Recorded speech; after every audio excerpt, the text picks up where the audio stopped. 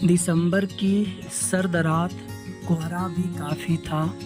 ऐसे में सुधा को रात 8:30 बजे की ट्रेन पकड़नी थी वापस घर जाने को। यहाँ वो अपने मम्मी पापा से मिलने आई थी और पति मोहन ऑफिस की व्यस्तता के चलते उसके साथ नहीं आए थे। खैर, इससे पहले भी वो अकेले सफ़र कर चुकी थी, मगर उस रात कुछ ज़्यादा ही कोहरा छाया था। स्टेशन पहुंची तो पता चला उसकी ट्रेन 5 घंटे लेट है। माँ अकेली थी तो पिताजी को वापस भेज दिया, मगर मन में डर था अब अकेले स्टेशन पर वो कैसे 5 घंटे बिताएगी। टिकट एसी कोच का था, सो वो वेटिंग रूम में पहुंची, मगर वहाँ सिर्फ 2 पुरुष थे। वो भय के चलते गेट के पास वाली बेंच पर बैठ गई। कुछ देर में उन 2 पुरुष यात्रियों में से एक उठकर चला गया। शायद उसकी ट्रेन आ गई थी।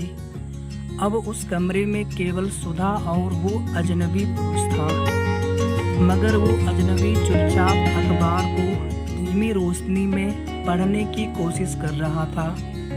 अभी कुछ ही देर बीता था कि बाहर से कुछ लोगों की आवाज़ें आने लगी। शायद उनकी भी ट्रेन लेट थी, लेकिन वो जब अंदर आए तो उनके साथ शराब की बदबू भी आनी शुरू हो गई। सुधा को अब कुछ सही नहीं महसूस हो रहा था, क्योंकि हालात ऐसे थे कि वो उस कमरे में एक अकेली महिला थी और उस कमरे में पुरुषों की संख्या अब 4 थी। ऊपर से आए दिन समाज में होती रेप जैसी वारदातों से पहले ही मन घबराया हुआ था। अचानक कमरे में पहले वाले पुरुष यात्री ने अपना बैग उठाया और सुधा के पास आकर दोनों के बीच बैग रखकर वहीं बैठ गया। सुधा अब भी खौफ में थी।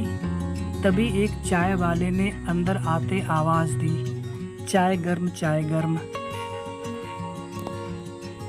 उस पुरुष यात्री ने 2 चाय का इशारा किया, एक स्वयं लेकर दूसरी सुधा को देने को कहा। चाय वाले ने वैसा ही किया। इससे पहले सुधा चाय के पैसे देती, उस अजनबी ने चाय के पैसे दे दिए। समय बीता और ट्रेन की घोषणा हुई।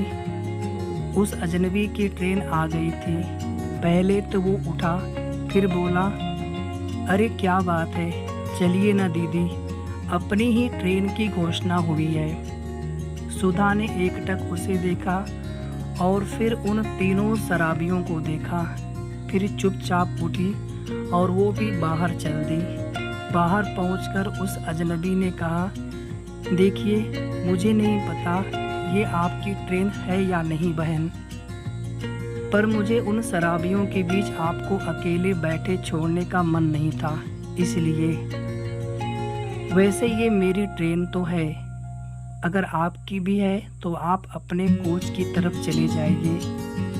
सुधा ने कहा, जी, ये मेरी ट्रेन नहीं है, अभी कुछ वक्त लगेगा, आप जाइए। उस अजनबी ने एक बारगी कुछ सोचा और फिर कहा, बहन, आप घबराइए नहीं, मैं अगली ट्रेन पकड़ लूँगा, मगर ऐसी स्थिति में जैसे हर भाई को करना चाहिए, मैं भी वही करूँगा। और उसने वो ट्रेन छोड़ दी। कुछ समय बाद सुधा की ट्रेन आई तो उस अजनबी ने सुधा को उसके कोच में बैठने में मदद की और बाहर खड़े होकर ट्रेन चलने का इंतज़ार करने लगा। जैसे जैसे ट्रेन चलने लगी वैसे वैसे वो अजनबी सुधा की नज़रों से दूर हो रहा था। सुधा ने दोनों हाथों को जोड़कर उस अजनबी को धन्यवाद दिया और उस अजनबी के लिए अपने भगवान से प्रार्थना करने लगी।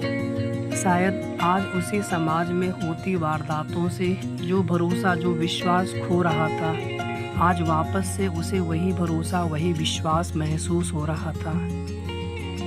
मेरे दोस्तों, सचमुच 5 अंगुलियां बराबर नहीं होती। आज भी समाज में ऐसे लोग भी मौजूद हैं जो अपने घरों की तरह बाहर समाज में बहन बेटियों की इज्जत करते हैं, उनका सम्मान करते हैं और जहाँ एक अभिभावक की तरह उनकी रक्षा को खड़े होना होता है, वहाँ मौजूद रहते हैं। तो ये थी छोटी सी कहानी आप सभी के लिए। कहानी कैसी लगी आप सभी कमेंट करके ज़रूर बताइएगा। कहानी अच्छी लगी हो तो वीडियो को प्लीज़ लाइक करके जितना हो सके शेयर कर दीजिएगा। और इसी तरह की अच्छी कहानियाँ सुनने के लिए अगर आपने अभी तक हमारे चैनल को सब्सक्राइब न किया हो तो ज़रूर सब्सक्राइब कर लेंगे। और पहले की जो भी कहानियाँ जो भी स्टोरीज हमारे चैनल पर पड़ी हैं आप उन्हें भी जा कर के ज़रूर देखें। धन्यवाद।